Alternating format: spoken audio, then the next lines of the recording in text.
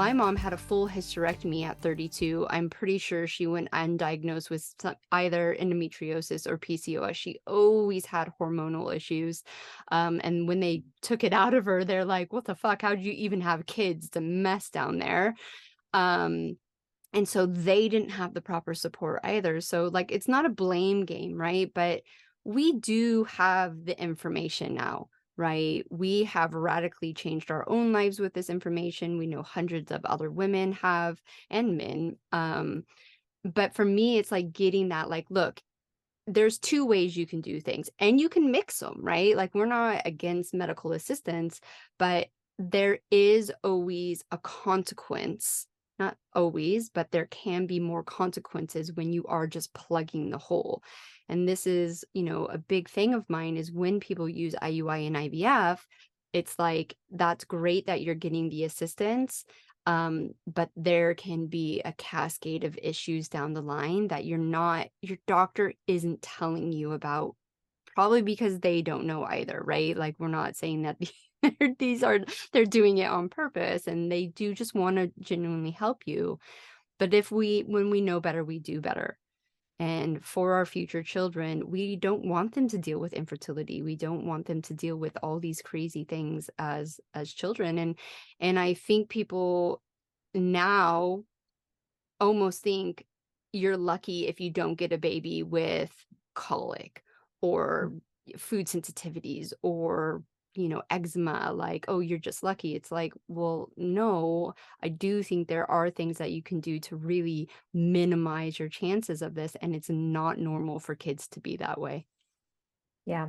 I think that we've accepted it as the norm because the majority of our children have that. Mm-hmm. And I think that it's just like, oh, they have allergies, they have food sensitivities, they have all these things growing up, and kids are just sick. It's just natural.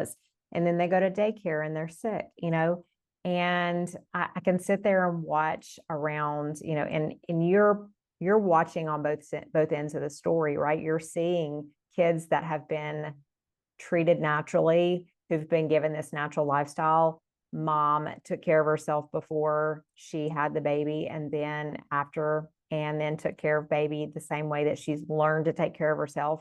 And we can see a totally different picture from someone who took care of the babies differently.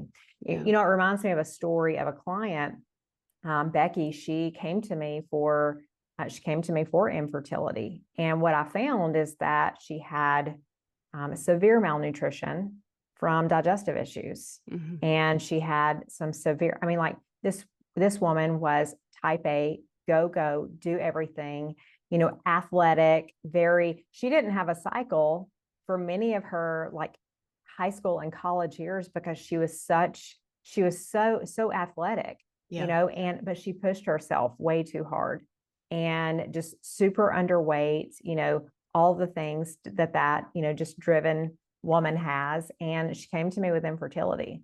And of course, there's really no point in looking at hormones, but that's one thing she wanted to look at. And they're flatlined.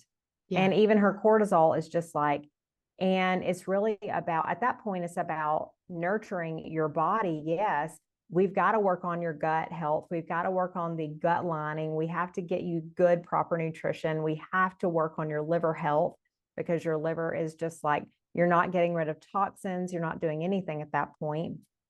And that way your hormones can start cycling appropriately when they do start coming back on board. And the other big thing is just really calming down the nervous system. Yeah. Calming down the body. And absolutely. It's the whole picture. It's getting that proper rest. I want to get pregnant now. And so many times we're like, they want to get pregnant now and they're pushing. And it's not now, it's yesterday. Right. Okay? Exactly.